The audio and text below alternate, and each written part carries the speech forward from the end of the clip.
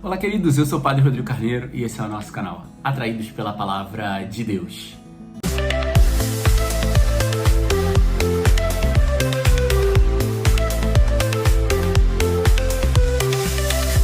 Então sejam muito bem-vindos, domingo, dia do Senhor. E hoje, para nós, essa solenidade, esse dia importante da solenidade de São Pedro e São Paulo, celebrarmos então as colunas, os alicerces da igreja, Paulo, que foi o grande apóstolo dos gentios, da evangelização dos pagãos, e Pedro, que foi o grande instrumento para a evangelização dos judeus, daquele povo da primeira aliança, do povo eleito, do povo escolhido. É interessante que a gente vai ver nesse contexto que Nosso Senhor escolheu Pedro, e Pedro conviveu 3 anos com o Senhor. E depois ele escolheu Paulo, que não conviveu com o Senhor, só escutou a sua voz e seguiu. Isso é muito forte, Porque um conheceu a Jesus e outro só escutou a voz. Mas ambos seguiram Jesus em toda a radicalidade, com toda a força, fazendo tudo o que o Senhor pedia. Então, talvez você não tenha muito tempo de caminhada com o Senhor, mas você já escutou a voz dele. Então isso deve ser motivo para você perseverar na caminhada, para você avançar, para você seguir. Isso aqui é importante também para a gente entender que a antiguidade não é posto na igreja, porque Pedro e Paulo foram colocados no mesmo patamar.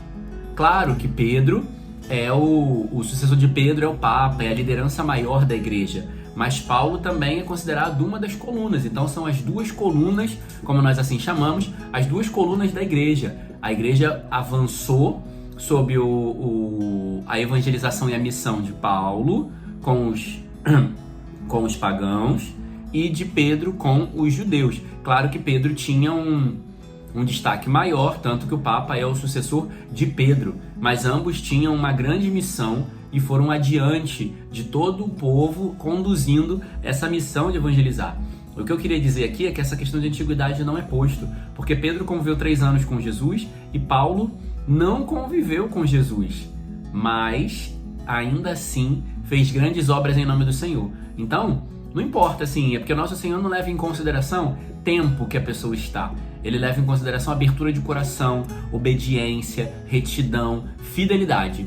Então o Senhor não está preocupado com quanto tempo você tem de caminhada. Ele está preocupado com quanto você está disposto a oferecer para Ele. Quanto você está disposto a deixar Ele fazer na sua vida. O quão você está disposto a se lançar naquilo que é a obra de Deus.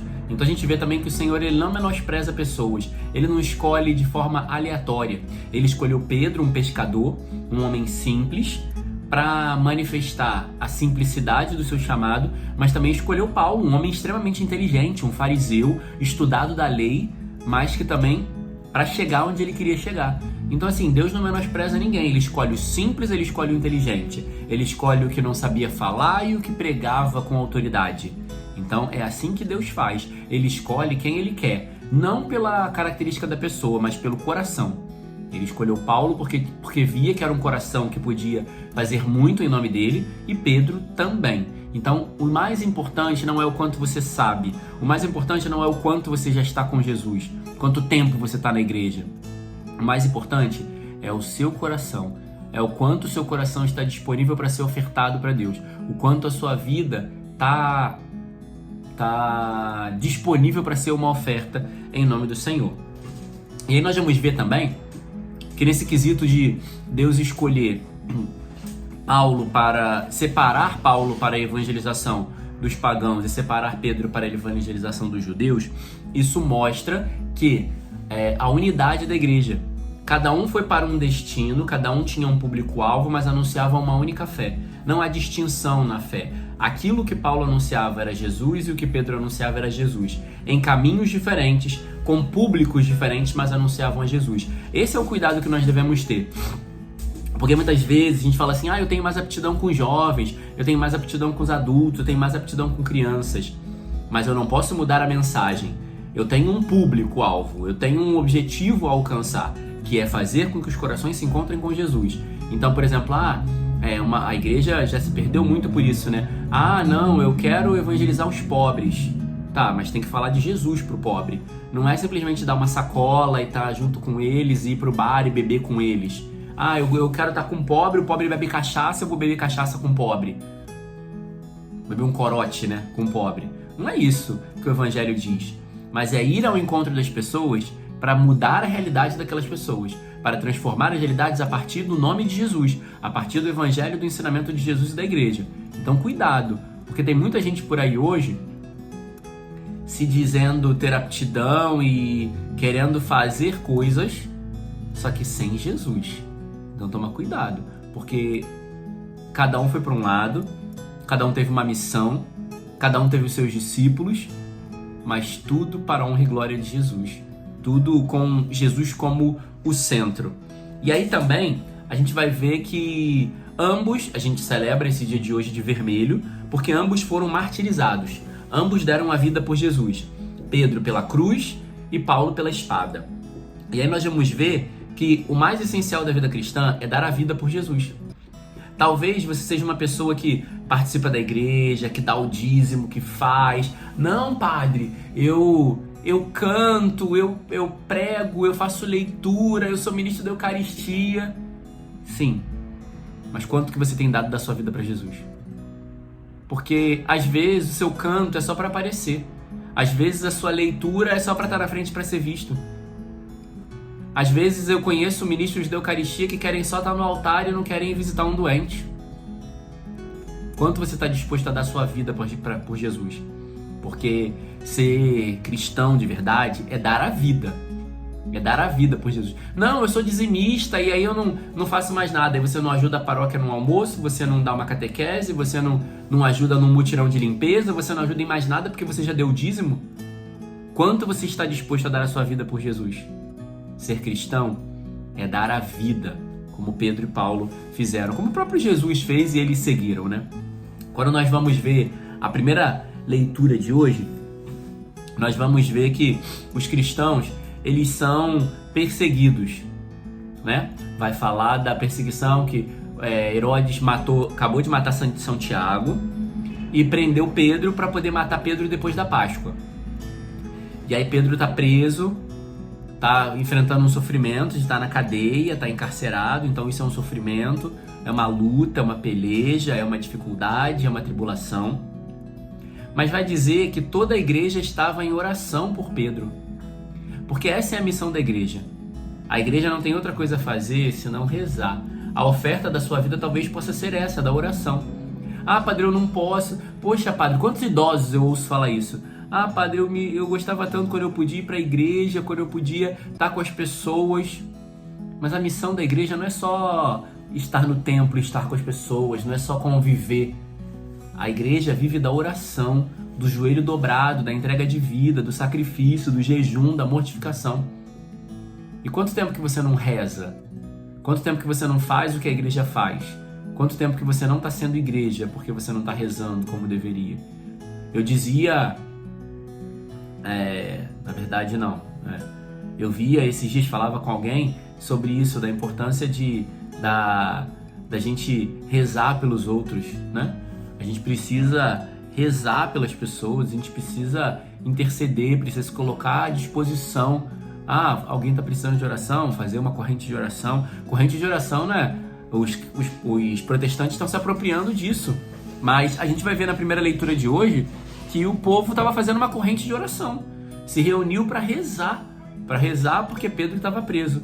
E aí nós vamos ver que Pedro é liberto da prisão pela oração do povo. Pedro é liberto da prisão pela oração do povo. Então, ou seja, a oração ela tem o poder de libertar, de tirar pessoas do cárcere. A oração ela tem o poder de transformar realidades a partir de Deus, claro, né? Porque quem faz toda a obra é o Senhor. Então, às vezes a gente tem que se cuidar e vigiar na nossa vida cristã, porque às vezes a gente está fazendo muita coisa. A gente faz coisas importantes, a gente ajuda, eu sou de pastoral, eu faço isso, eu faço aquilo. Mas se você não reza, você não é nada. Se eu faço e não rezo, não tem sentido. Se eu faço coisas na igreja, não significa que eu sou cristão. Porque ser cristão é rezar, ser cristão é se sacrificar, ser cristão é oferecer a própria vida. Então esse é o caminho que nós devemos viver. E a oração, ela libertou Pedro, como eu já tinha dito. Então o sacrifício da minha vida pela oração pode ajudar pessoas a alcançarem projetos, pode ajudar pessoas a sair de situações em que elas estão. E aí nós vamos ver que o anjo entra, tinham 4 setores de guarda, Pedro vai passar por todos eles, mas antes de sair, me chamava a atenção que o anjo fala para Pedro, calça a sandália, porque quando um homem que anda descalço é um homem escravizado. Quem usava calçado eram os homens livres. Então mandar Pedro, além de já ter soltado as cadeias, quando o anjo manda ele colocar a sandália, é que é para dizer, Pedro, você está inteiramente livre. Você é um homem livre, porque só os escravos andavam descalços, quer dizer. Todos os homens livres andavam calçados. Então, em primeiro lugar, coloca a sandália. E depois ele vai dizer, coloca o manto. Para quê? Para dar dignidade, porque também um indigente é que anda nu, né? Uma pessoa que não tem dignidade, uma pessoa que é abandonada, que é largada da rua, ela anda com pouca roupa, ela não se cobre, não tem vestes dignas. Então, o Senhor, ele dá dignidade, devolve dignidade a Pedro. E aí isso me lembra que no Gênesis, depois do pecado, Deus vai tecer uma veste para Adão. E também o filho pródigo, quando volta, recebe uma veste. Então isso mostra que a todo tempo Deus quer devolver a nós a dignidade que perdemos. Porque muitas vezes o sofrimento, as lutas, nos fazem perder a dignidade. A gente esquece de quem a gente é, né? Pedro na prisão, ele estava sem sandália, sem manto. Então, isso pode nos fazer esquecer quem somos. O sofrimento pode fazer você esquecer quem você é. Mas Deus quer ir ao nosso encontro para revelar e renovar em nós quem nós somos. Pessoas amadas por Deus, filhos de Deus. Nós não somos qualquer coisa, mas somos filhos de Deus, que temos uma dignidade e devemos caminhar com o Senhor. Então, por isso o Senhor faz essa obra em Pedro. O Salmo responsorial vai falar que de todos os temores me livrou o Senhor Deus. Isso mostra que Deus, ele muda a nossa sorte. De todos os temores me livrou o Senhor Deus. Então isso significa que o Senhor muda a nossa sorte nos livrando dos temores. Ele não tira de nós as lutas, as pelejas, ele não tira de nós o sofrimento, mas ele muda a nossa sorte porque ele vai conosco no sofrimento. Ele muda a nossa sorte porque ele nos ajuda a passar por ele. Então, qual é o temor que o Senhor me livra? O temor de ficar sozinho no sofrimento. O temor de estar abandonado no sofrimento. O temor de não me reconhecer como filho em meio a um sofrimento. Então isso que o Senhor quer estar realizando também através desse salmo. O temor que ele livra não é o temor do sofrimento, porque a gente tem medo de sofrer. Ele não nos livra do sofrimento, mas ele nos livra do pensamento, da ideia de que estamos sozinhos no sofrimento. Então é disso que ele nos livra. E ele passa com a gente por tudo isso. A segunda leitura vai falar para nós também que é importante em tudo nós conservarmos a nossa fé. Nós precisamos em tudo, então, conservar a nossa fé. Porque Paulo vai dizer, né? Combati o bom combate, completei a minha carreira, guardei a fé.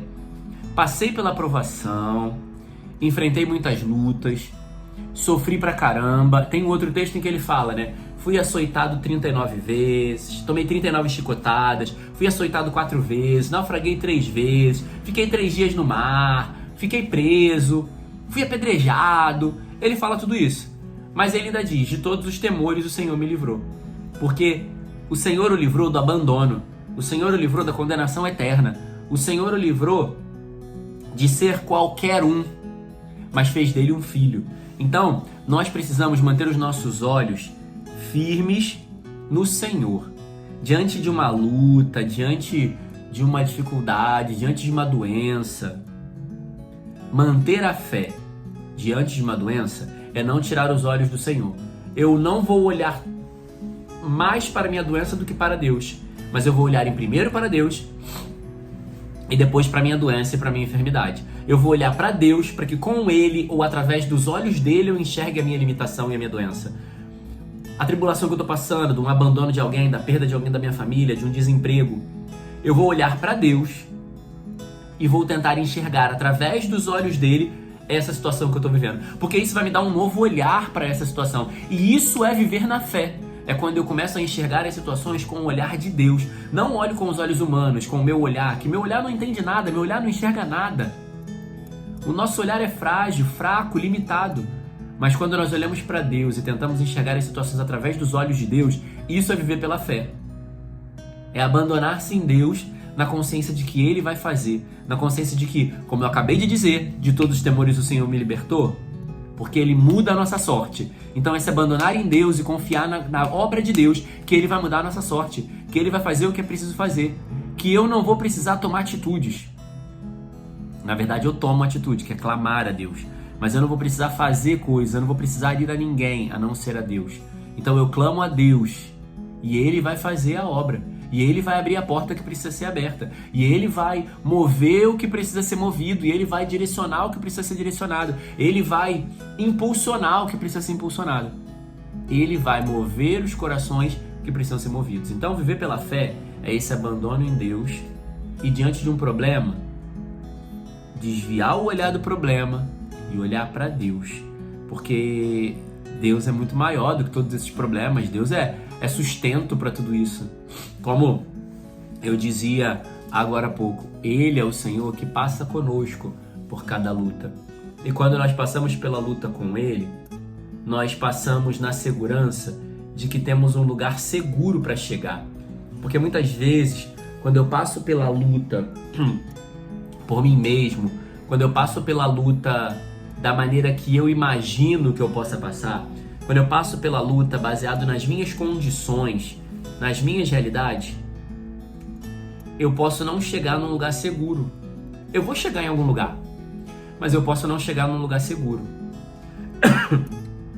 Agora, quando em meio à luta, em meio à dificuldade, em meio à tribulação, eu decido fazer um caminho com Deus, olhar para Ele e seguir a Ele, Ele vai me levar para o melhor lugar. Ele vai me levar para o lugar onde está a vontade dEle. Ele vai me levar para o lugar onde é mais seguro para mim. Então por isso é que vale a pena, em meio à tribulação, em meio à dor, não olhar só para o problema, mas olhar para Jesus. Porque Ele sempre vai apontar um caminho. Ele sempre vai apontar uma direção. Ele sempre vai ter uma resposta para nós. Ele sempre vai nos tirar verdadeiramente daquele lugar. Porque às vezes, quando a gente faz por nós mesmos, a gente acaba voltando para aquele lugar. Acaba voltando para os problemas. Acaba voltando para a tribulação. Por exemplo, uma pessoa que está endividada. Aí ela quer resolver por si mesma, ela pega um empréstimo para pagar a dívida. Aí para pagar o empréstimo, ela pega um novo empréstimo para pagar o primeiro empréstimo que pagou a dívida. Aí ela pega um terceiro empréstimo para pagar o segundo empréstimo que pagou o primeiro que pagou. Então a gente sempre volta, a gente vai nesse movimento cíclico. Mas Deus, quando vamos junto com Ele, Ele nos tira, Ele nos leva para longe dos problemas, Ele nos leva para longe dessas dificuldades e tribulações. Então, o mais seguro de viver pela fé é que nós olhamos para Jesus e seguimos a Ele e o caminho que Ele aponta para cada um de nós. O Evangelho vai convidar cada um de nós a deixar de ser multidão e ser um discípulo de Jesus. Por quê? Porque a multidão anda desejando milagres, a multidão anda atrás de milagre. O discípulo conhece a Jesus, sabe que ele é muito mais do que um fazedor, né, entre aspas, um fazedor de milagres, né? Jesus é muito mais do que aquele que faz milagres, mas Jesus é Deus, é todo-poderoso, é o Senhor, é quem nos tira da peleja. Então, muito mais do que querer um Deus que faz milagres, nós devemos querer Deus. Porque se eu quero Deus, eu quero aquele que faz milagre, mas eu quero aquele que está comigo também quando eu não preciso de um milagre, que é aquele que me aponta o caminho, quem me dá discernimento e sabedoria. Agora, se eu quero um Deus que faz milagre, depois que o milagre passa, ele não tem mais necessidade na minha vida. E aí eu posso seguir tranquilo para um novo problema, para ter que precisar de Deus. Então a multidão, ela acaba vivendo de encontros com Deus. A multidão, ela é interesseira e só quer Deus quando precisa. Mas quando eu conheço a Deus, eu quero Ele porque não tem outro para estar comigo. Eu quero Ele porque Ele é. E é nesse lugar que a gente tem que chegar. Querer a Deus por aquilo que Ele é e não por aquilo que Ele faz. A gente vai ver também que a multidão não sabe o que Jesus faz. mas o discípulo escuta as coisas dele e sabe as obras de Deus. O discípulo, ele sabe, porque nos evangelhos vai mostrando que depois, aos discípulos, Jesus explica a parábola. Aos discípulos, Jesus aprofunda os temas. Quando a gente é multidão, a gente fica com palavras soltas, com parábolas de Jesus, que muitas vezes a gente não entende. Mas quando a gente é discípulo, a gente aprofunda com ele. Então a gente entende mais coisas. A gente vai se tornando mais consciente das coisas. A gente vai aprendendo mais coisas. A gente vai amadurecendo em muitas coisas. E também, a multidão, ela muitas vezes só cumpre preceitos, né? O povo, a massa que vai na igreja, só vai na igreja domingo para cumprir preceito, para encontrar alguém, porque tem que ir, porque disseram que tem que estar lá, porque não quer se confessar. Mas o discípulo, ele faz uma experiência com Jesus. Então a cada missa é uma nova experiência. A cada missa é um novo encontro. A cada missa é um novo aprofundar, é um novo saciar de sede, é um novo encontro, né? É um novo apaixonar-se por Deus. E por fim, hoje a gente celebra também o primado de Pedro, porque vai dizer no finalzinho do evangelho de hoje que tu serás pedra e sobre esta pedra edificarei a minha igreja. Então aqui se firma o primado de Pedro, aqui é dia de oração pelo Papa, né? Rezar pelo ministério do Papa Leão, rezar para que ele seja esse homem que já vem dando frutos para a igreja, mas que Deus conserve, que sustente, né? Para que ele possa nos conduzir para mais perto do Senhor. E aí vai dizer que Pedro tem as chaves, porque Pedro é aquele que diz sim, sim, não, não. Pedro liga, e o que ele liga aqui na terra liga no céu. E o que ele desliga aqui na terra é desligado no céu. Então Pedro é quem aponta o caminho para nós. Pedro é o vigário de Cristo na terra. É aquele que faz as vezes agora, vai fazendo as vezes do Cristo e vai apontando o caminho. Então por isso a gente precisa rezar muito pelo Papa, para que ele seja esse homem que vai nos conduzir para o céu, para que ele seja esse homem que vai nos ligar ao céu, para que ele seja esse homem que vai despertar em nós o desejo pela santidade, de amor a Deus verdadeiro e genuíno e sede de eternidade. Então hoje também não deixemos de rezar, né? Aproveite um tempinho que você tiver, reze pelo menos uma Ave Maria por ele. Se você for fazer uma adoração diante do Santíssimo, a sua Eucaristia de hoje, ofereça também pelo Santo Padre, o Papa Leão, para que Deus o sustente, o fortaleça. Porque o Papa, inabalável na fé e firme, firmará muitos outros. Porque Jesus vai dizer isso, né? Pedro, você fique firme, porque você vai firmar outros na fé. Mais ou menos isso que Jesus diz, né? Então, o Papa, ele é quem nos confirma na fé, quem nos aponta o caminho e quem nos direciona o céu e a presença de Jesus. Louvado seja nosso Senhor Jesus Cristo, para sempre seja louvado.